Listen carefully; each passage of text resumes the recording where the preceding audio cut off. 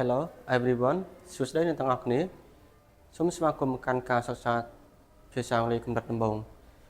នៅក្នុងថ្ងៃនេះគឺយើងនឹងសិក្សាចាប់ទាក់ទងទៅនឹងការប្រើប្រាស់ diphthong diphthong គឺមានន័យថាស្រៈផ្សំនឹងឯងអញ្ចឹងយើងបានសិក្សាមកហើយជាប់ទាក់ទងទៅនឹងព្យញ្ជនៈហើយនឹងស្រៈមួយចំនួននៅក្នុងភាសាអង់គ្លេសទាំង26តួរួចហើយដែល A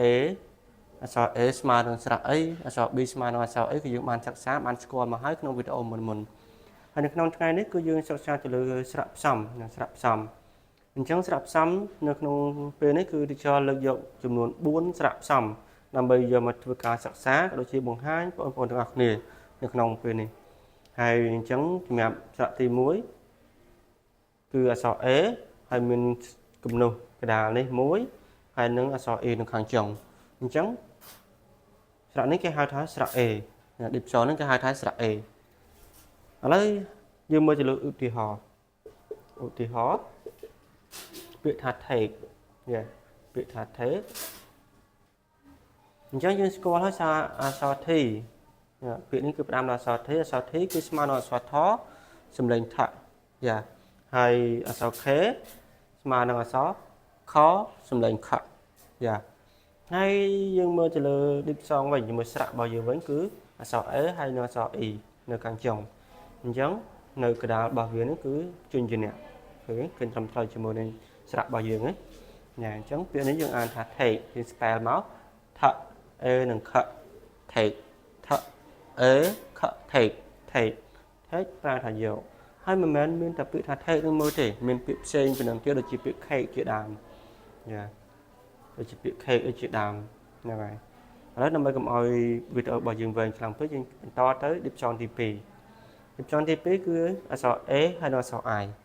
អក្សរ A និងអក្សរ I គឺយើងស្មើនឹងស្រៈ A ស្មើនឹងស្រៈ A ឥ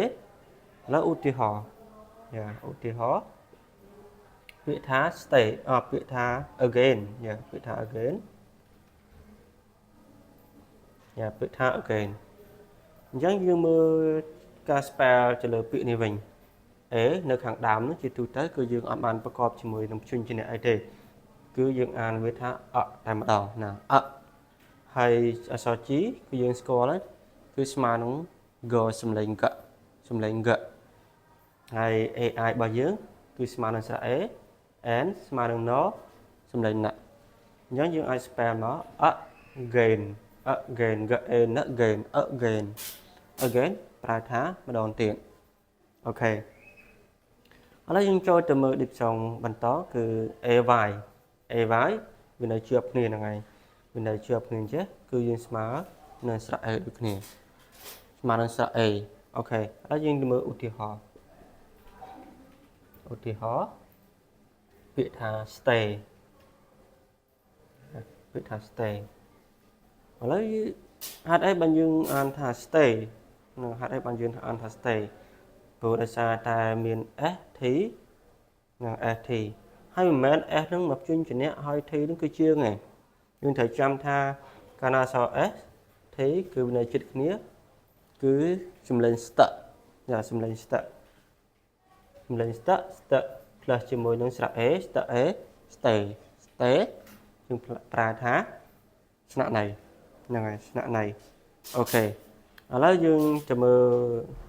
លស្រៈបន្តនេះ a i o ស្មើនឹង air ឥឡូវយើងមើលឧទាហរណ៍វិញឧទាហរណ៍ពាក្យថា chair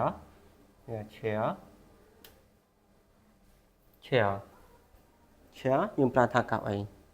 ឡូវយើងទៅមើលការ spell របស់វាវិញហើយយើងផ្ដោតទៅលើព្យញ្ជនៈនេះវិញ ch ជាទូទៅស្មើនឹងអក្សរចស្មើនឹងអក្សរឆចឹងទៅអញ្ចឹងឆ plus ជាមួយនឹង air chair តែថាកៅអីអូខេ